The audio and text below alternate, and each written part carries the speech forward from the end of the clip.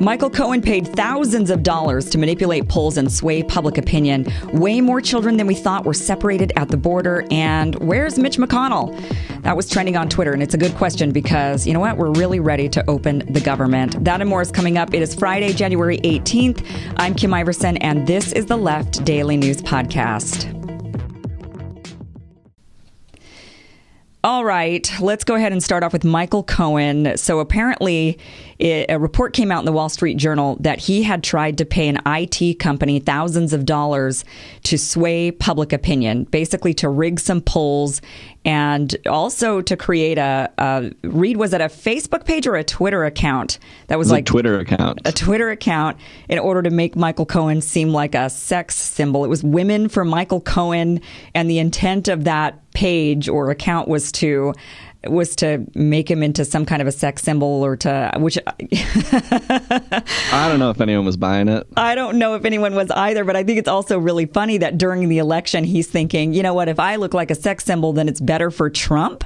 I'm not exactly sure how that correlates, but it's just funny that he did create that. I don't know. Maybe he was like looking to reinvent himself and make himself appealing to women, and it might as well, right? You got someone else's money that you're playing around with. I guess you go for it, create accounts, make yourself into a sex symbol. But basically, so who were the media outlets that he was trying? There was a couple of polls that they were trying to sway. I know one was the Drudge Report. Is that right? Yeah, so there was one from the Drudge Report, and that one was a poll on the Republican primary candidates. So this was back in early 2015. When it really didn't look like Trump had a shot at even securing the Republican nomination. Yeah. And then the other poll was a CNBC poll on the top 100 business people. And so the attempts to sway those polls were actually unsuccessful. And the end results, Trump didn't crack the top 100 business people, and I think he got 5% in the Drudge poll. Yeah. Yeah. But you know what? This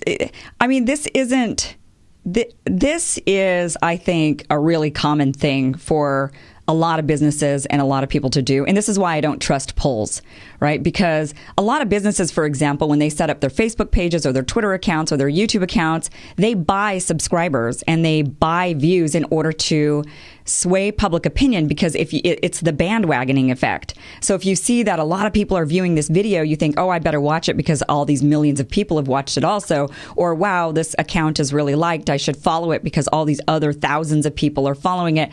So I guess that's the logic behind it. When they were trying to sway the polls, they thought, okay, if we can look like a lot of people are supporting Trump, then people will start bandwagoning on. They'll say, well, oh, wow, so a lot of people like him. So I guess I should maybe take a second look. And then it kind of creates that, well, okay, then I guess I'll like him too. So I think that, that was the motivation behind this, because I know a lot of people were kind of scratching their head saying, well, first of all, it makes these polls look really bad. The fact that they could ever be even potentially swayed, right? That they could possibly be manipulated. I think a lot of polls can be. We don't know if they be. Could be. Well, I mean, I think we know that polls in general can be, because you can't really, you can try really hard to filter who's taking your poll. But for example, if you put a poll on Huffington Post or a poll on CNN's websites, okay, who are the types of people that are visiting Huffington Post's website or CNN's website? We're going to get a lot of liberals. So of course, the answers are going to be more of a liberal bent, right? So same thing if you put a poll on Fox News, they're going to end up with really skewed results. So that's one reason why I don't trust polls. And then I also don't trust them because of, stories like this that come out. And I guess the guy that he tried to pay said that he didn't pay the amount that they agreed on, and that he gave him a bunch of cash in a Walmart bag. And Michael Cohen came out saying, no, I wrote him checks. And then Michael Cohen also sent out a tweet saying that, as for the Wall Street Journal article on poll rigging, what I did was at the direction of and for the sole benefit of Donald Trump. I truly regret my blind loyalty to a man who doesn't deserve it. So he's admitting it. But I think he was saying that he wrote the guy checks, and the guy saying, no, it was all in cash, and also some baseball glove. A Walmart bag full of cash. Right, a Walmart bag full of cash. So that's one of the stories that's going on today that, I think it just goes to show that there was a lot of manipulating going on when it comes to public opinion. when it came to this election. There was the Russians, and then there was the Trump administration, and there was, I'm sure, more that were involved in trying to sway that public opinion. So, now this is a really heartbreaking story, family separation. We know that there were about 2,700 children separated from their family, but a new report came out saying that it could be anywhere up to 8,000. That's what Amnesty International is saying, that there was actually 8,000 families separated because they started the separation much earlier than their announced policy. When they came out with the zero tolerance policy, that was in April or May of 2018. But they started separating families in June or July of 2017. They were sort of testing it to see how it would work, and apparently thousands and thousands of children were separated during that time before the public really became aware of what was going on. So this is a really horrible report that has come out. And what's worse about it is they don't know. They didn't keep records, really. How could you not keep records of children? When you're taking a child away from their parent or their guardian or their aunt or uncle or sibling, how could you not keep a record of where that child was going? This is absolutely outrageous, and I don't even know. Now, do we know even where these kids are now, Reed? No, the assumption is that most of them were a sponsor came and picked them up. But we really don't know at all. The number, the 2,700 number that we had was based on a federal court order from the spring of 2018, where the courts told the Trump administration, hey, you need to reunite everyone who's in custody. So they went and counted up all the kids they still had in custody, and they came to this 2,700 number. Everyone who had been detained and released before that, they weren't actually forced to count. And so because they were already released, they weren't keeping track of that info at the time, and the courts hadn't ordered them to keep track of that information. So the assumption is that they were released to sponsors, but there's really no way of knowing, no way of going back and checking, seeing who they're actually with, if they're with their family, who they're with really at all. And that we don't even know who they released these children to. That's the big problem there. I wonder how many of these kids were placed in foster care. If they went with a family member, okay, then that's good. We'd want them to be with a family member. But if they went with someone that just came along and said, well, I'll take in a child, I'll foster one of these kids, then that's problematic, because how do you track down the parents? How do you get this kid where they belong? And some of these kids, if they're really young, they don't even have any idea how to get back to their parent, or maybe they don't even know their parent's name. They only know mom or dad. So they're going to be doing some more studies or research. They're apparently going to try to release some more reports on where these kids went. So that's going to come later. Now, Department of Homeland Security, what did they do? They defended it. They said, well, look, what we did was no different than what previous administrations did. We didn't really handle the separation any differently than the Obama administration did. And I don't know if that's true or not. I don't care. What I care about is, where are these kids? Where are these kids now? And how do we get them back where they belong? That's what matters. We don't need to get into a mudslinging fight about who did what. And we just need to find out, where are these kids? How do we get them back to where they need to be? And let's make sure this never happens again. It's a stain on our country, an absolute stain. So they found that they had 60 different databases that they were using to try to keep track of where these families went and who's who, and 60 different. I mean, could you imagine trying to keep track of 60 different systems for this? It's just... So we will definitely be reporting more on what's going on with that as we get more information, later on in the future, which I'm sure we will. All right, where's Mitch McConnell? This was trending on Twitter. Alexandria Ocasio-Cortez started the hashtag. She was hunting down Mitch McConnell because, you know what? We're ready to open the government. Mitch McConnell right now is the one holding things up. There have been packages that have passed through the House. They were sent over to the Senate. The Senate Majority Leader, Mitch McConnell, is refusing to allow the Senate to vote on them. So what could happen is the Senate could vote. They could all agree by a vast majority, and they can actually override President Trump, but they're choosing not to. Mitch McConnell doesn't even want to go down that road. So where was Mitch? Well, he was found. he was found writing some other legislation. He was trying to make the Hyde Amendment permanent. So if you don't know what the Hyde Amendment is, it's an amendment that has been passed annually year after year since the 70s, and it basically prevents Medicaid dollars for abortion services other than rape, incest, or the mother's life is in danger. So it's a nod to pro-lifers. They really like the Hyde Amendment. Hillary Clinton ran on the campaign in 2016 that she would repeal the Hyde Amendment. It is something that pro-choicers do not want at all. And Mitch McConnell went around trying to make it permanent rather than an annual needing to be voted on amendment. He wanted to make it permanent. So that doesn't have any chance, by the way, because if he tries and he gets it past the Senate, which he won't because they need a 60. In fact, they voted on it. And yeah, it already failed. It already failed, yeah, because you need to have 60 senators who are going to vote yes on that. And they don't have that many in the Senate who are pro-life. They have maybe 50, maybe a little less than that. So it failed. But, what is this guy doing? He's not doing anything. He's just sitting around not wanting to present anything to the Senate to reopen the government because he wants to remain Trump's guy. I think that's what he's doing. I think at this point, a lot of the senators would be really interested in reopening the government because so many people are suffering. In fact, Kraft Foods, this is how bad it is. Kraft Foods is setting up they have already set up a pop-up shop in D.C. so that federal employees could go and get food for their children. This is how bad it is. Kraft Foods had to set up a pop-up shop and say, you know what, come feed your kids because you don't have any money. So come get them some mac and cheese, at least.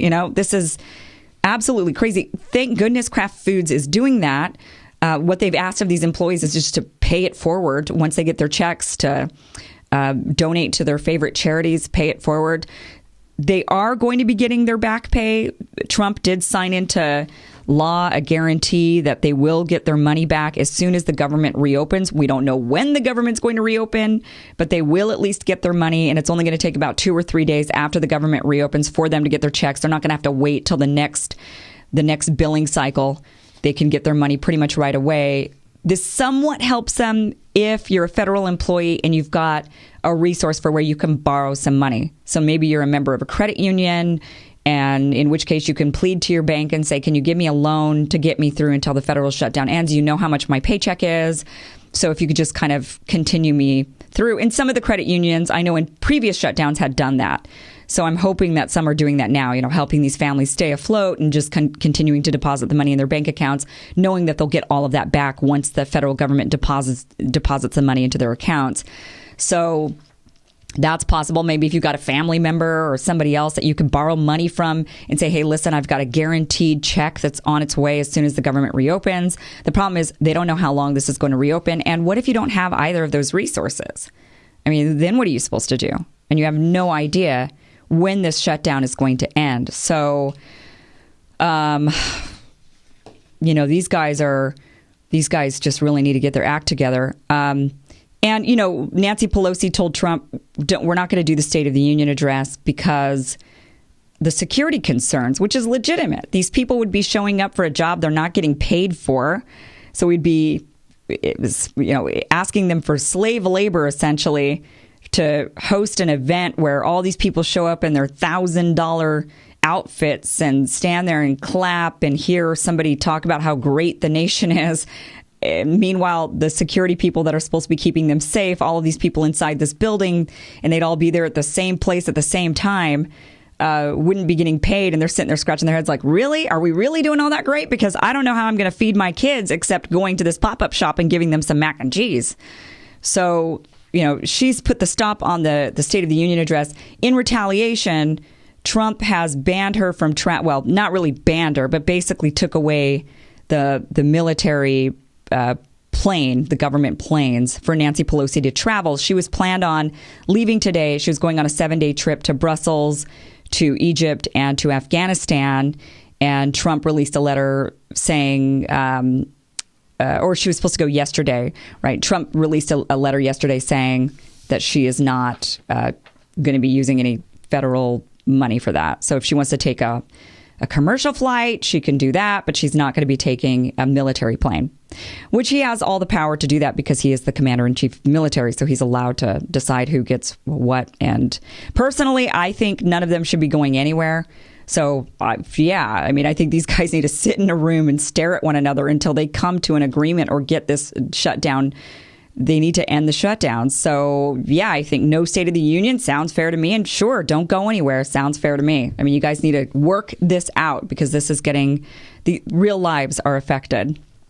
Did you have anything you wanted to add to that, Reed, before we get going? The whole thing seems so childish. I mean, Pelosi, I think, was just trying to say, hey, I'm a co-equal branch of government. I have power. If you're not going to cooperate or compromise, I have power. I can take away the State of the Union.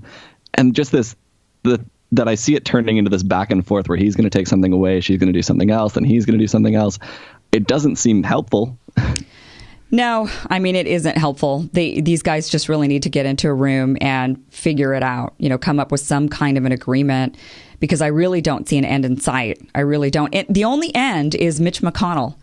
There's also one other end. There's the judge that, we talked about the judge. We reported it in the Left newsletter, the judge that ended up saying no to the federal, the civil. There's some unions that are suing, saying that they deserve their pay, that they cannot have their pay withheld. They went in front of a federal judge, but the federal judge said, no, I'm not going to hear this. I don't want to get in the middle of a political fight.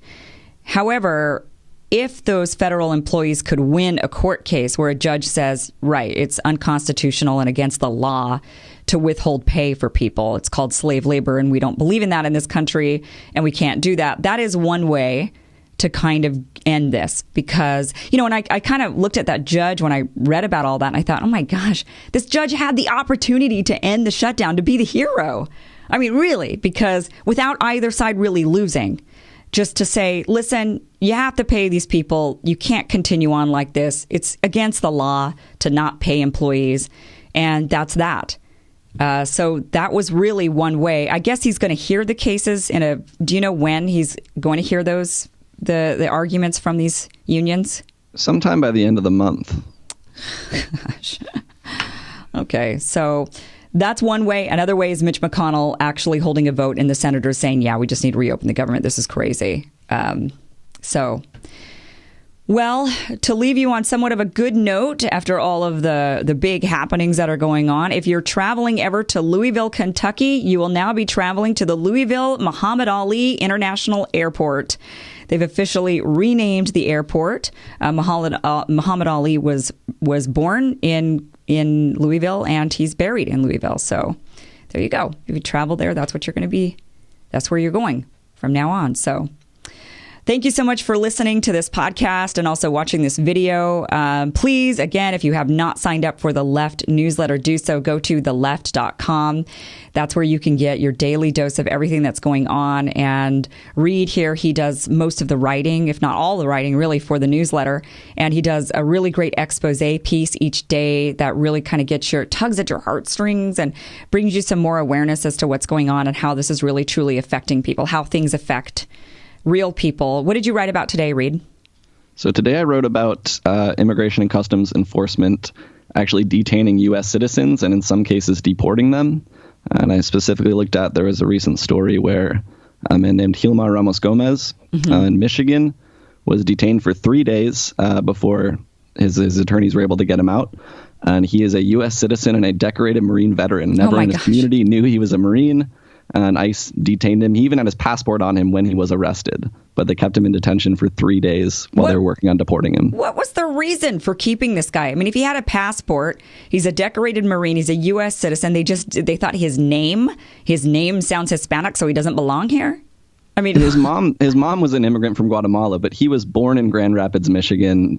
For some reason, he was flagged for a detainer, and so ICE went to the jail and they said, "Hey, we have this detainer. Can we take him out of the jail?" And they said, yeah.